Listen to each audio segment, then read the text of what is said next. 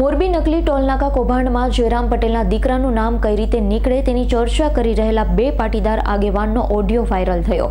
આરોપી અમરીશ પટેલનું નામ કાઢવા જગદીશ કોટડિયા અને ભારત લાડાણી વચ્ચેની વાતનો ઓડિયો થયો વાયરલ। અત્યારે જે આપણે કરીએ છીએ ને સમાજના વિભાજન તરફ આપણે જઈ રહ્યા છીએ। બરાબર। એ કેવી રીતે મેટરનો હું તમને કહું ને પ્રકાશ પાડું ને હું આ મેટરમાં હોઉં તો જ અંદર ડીપમાં ઉતરો તો જ વાત કરું। મને કયો તો ખબર પડે। અત્યારે દાખલા તરીકે જયરામ બાપાનો ઇસ્યુ છે, બરોબર છે? બરાબર।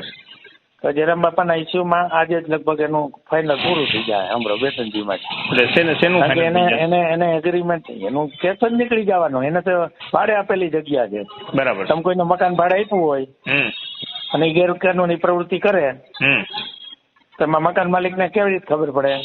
બરાબર છે। અને ડીવાયએસપી હું મારી મિટિંગ 3-4 વાર થઈ ગઈ। બરાબર। હું અત્યારે સિસ્ટર ઉમિયાધામ ઉપપ્રમુખ છું। સરસ। ફરિયાદી કોણ છે?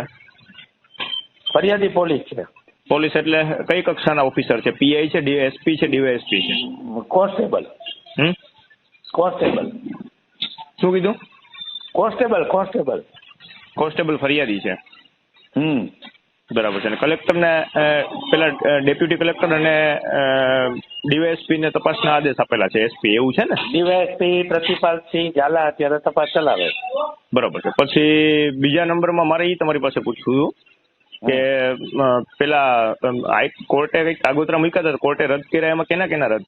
અમારી તમામ માહિતીથી અપડેટ રહેવા માટે જોડાયેલા રહો S9 ન્યૂઝ સાથે।